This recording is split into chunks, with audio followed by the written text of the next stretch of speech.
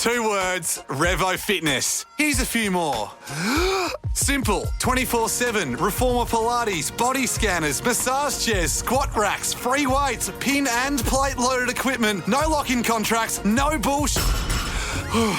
All of that and more from just $9.69 a week. That's surprisingly affordable. Join now at Revo Fitness Victoria Park or download the Revo Fitness app. RevoFitness.com.au or find the Revo Fitness app in the App Store.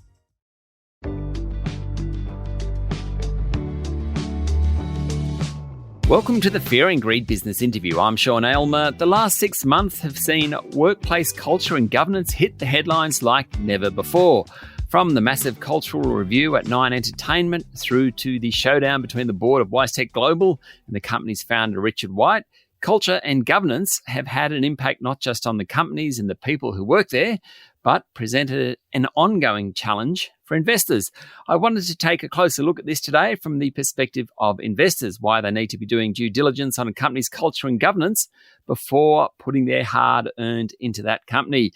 On the flip side, what companies, particularly younger businesses like startups, need to do to make sure their own cultural issues don't cause legal headaches in the future. Nich Burch is the founder and director of law firm Burch Co. Nich, welcome to Fear and Greed. Hello, Sean. I mentioned Nine and WiseTech Global, plenty of other examples too. Why should investors care about culture?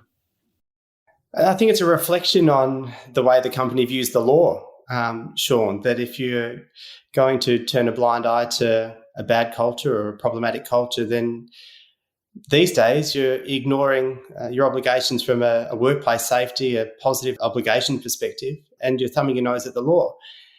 Also, culture drives performance, which drives profit. You're going to lose good talent. You're not going to retain good people. Your board's not going to hang around if you're not taking these things seriously. Are we seeing more of it now because we're more aware of it than 5 years ago, 10 years ago? We're definitely more aware of it now. I think that the conversations are being had around what's acceptable in the workplace. The law is moving to catch up with what society views as being acceptable behaviour in a workplace. And we're in that transition phase, which is often a conflict phase between people's previous behaviours being viewed through a lens of 2025, and it's not stacking up. So I want to split this discussion into established businesses and startups. So park startups for the time being. With established businesses, is it more likely that they're going to run into cultural problems when they're founder-led businesses, WiseTech being an example, Mineral Resources, Chris Ellison being another example, allegations at this point? Is that actually where you're going to run into more problems, or is there some trend in some industries, or is it just a bit arbitrary? So we're not talking startups though. I'd love to be able to say that it's industry specific, that it's workplace specific, but unfortunately it's not. The correlations aren't there across particular industries. If you go to an industry that it's going to have a bad culture. What I will say as a comment is that it's very rare that we see these types of complaints and exposés in relation to female-led organisations. That I think the male ego has a big element to play in relation to where we're finding this culture. Okay. What about startups, and particularly startups which rely on sales? And I mean, appealing to the male ego here, but it's probably broader than that.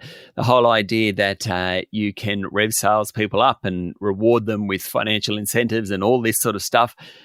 Can you do that and have a good culture? Absolutely. If the company has at its core clearly stated values around what they are actually setting out to do, that the sales-driven incentives, that the profit-driven incentives are all coming back to the foundational purpose. But it's when that foundational core values are not known, not spoken about, not clearly articulated, that it becomes difficult to have that anchor in something that's meaningful and protecting the workplace itself. So the lesson in that is right from the get-go, even if you are a startup and strapped for time and cash, you need to get that right. And it costs nothing to spend an hour, half a day, holding a mirror up to yourselves and your foundation group to actually set down who are we, what are we about, and how do we treat each other internally, and how do we treat the rest of the world. Not hard. No, well, it's not, though. I think Airwallex is a good example where they've actually come out and been quite public saying we're a startup. We tried really hard. We thought we were doing the right thing, got it wrong. And they've said that themselves. How hard is it? And Airwallex has gone on to say, and we're trying really hard to get our culture right, which is fantastic. But how hard is it? I mean, you say you can do that for half a day, but if you don't do it and you'll find yourself a year, 2, 3, 5 years into a business, how hard is it to turn things around? It's not going to get easier the longer that you wait to do it, Sean. Yep. And as I mentioned earlier, that the law requires us to do it. As leaders of organisations, we have a positive obligation to ensure that sexual harassment doesn't take place in the workplace. The law can't be clearer than that. And you need to take steps to ensure that it doesn't happen. So however that looks like in your organisation, you got to do it. But even broader, I mean, so certainly there are laws around sexual discrimination or harassment, But workplace health and safety. But to pick up on your earlier point around why should investors care about culture, coming back to retention of talent, the values proposition and the core foundations of who we are as a company are vital to that. And investors should be asking about those things and what does the company do to protect and amplify those values. So let's get into that in a moment, Nick, but we will be back in a moment. 2 words, Revo Fitness. Here's a few more. Simple, 24/7, reformer Pilates, body scanners, massage chairs, squat racks, free weights, pin and plate loaded equipment, no lock-in contracts, no bullshit.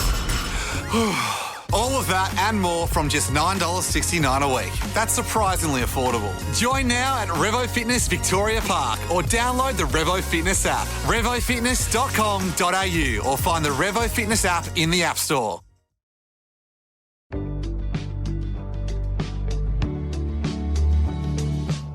I'm speaking to Nich Burch from law firm Burch Co. Okay, so before the break, we were talking about the need for investors to be considering these cultures when investing in a company. So how can they do it?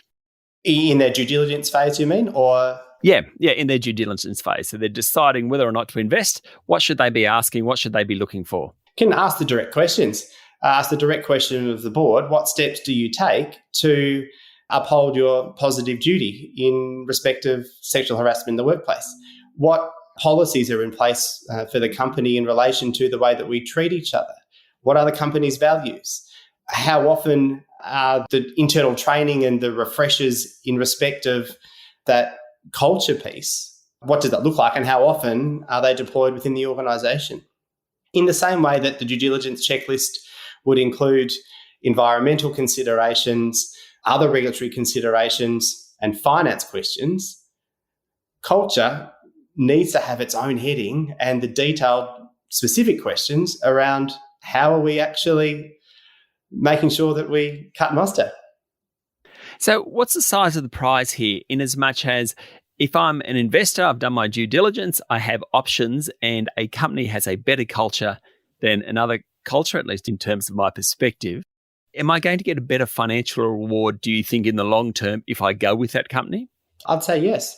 That on a risk analysis basis, a company that doesn't have these core pillars in place is a bigger risk for the underlying value to be destroyed by one bad headline than one that has those things in place. The same way that if it doesn't have adequate insurance or a particular privacy policy, without it, the underlying value is at risk. Yeah. So, Nick, I totally agree with you. And in some ways, I'm being a devil's advocate here.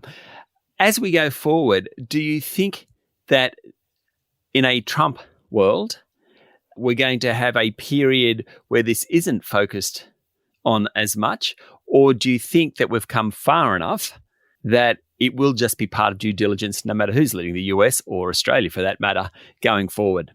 I have been told many times, Sean, that I am an over-optimistic person and view the glass as being more than half full. And so my expectation is that here in our economy, we have come far enough that the outcry in our media around the public instances of where these things have happened has been strong enough and publicly supported that it isn't the type of behaviour and it's not the standards that are something that we are willing to tolerate, I think we have come far enough that to a certain extent we aren't America and we do have different workplace conditions, thankfully, to also fall back on. Do you think regulations that we have at the moment are adequate to do that? I think that they've gone as far as they can at the moment, if that isn't a cop-out of an answer, Sean. No. It is a cop-out, Nick. Don't get me wrong. It's a cop-out, but I totally agree with you in a sense. In an ideal world, in my optimistic view of the world, they would go much further than they are now to ensure that every person who is in a workplace is clear on what the minimum standards are for them, and that it's not the privileged few that actually are afforded those protections because they understand them and are articulate enough to stand up and vocalise the rights that they have.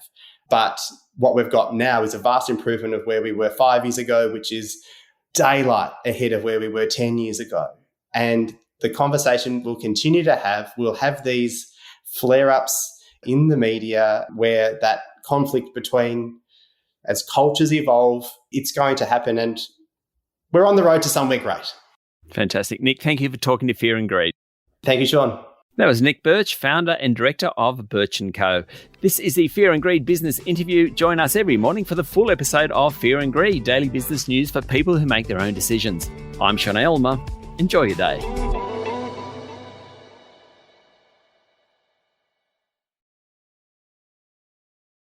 2 words, Revo Fitness. Here's a few more.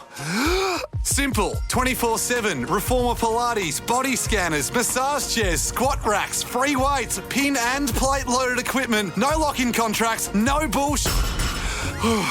All of that and more from just $9.69 a week. That's surprisingly affordable. Join now at Revo Fitness Victoria Park or download the Revo Fitness app, revofitness.com.au, or find the Revo Fitness app in the App Store.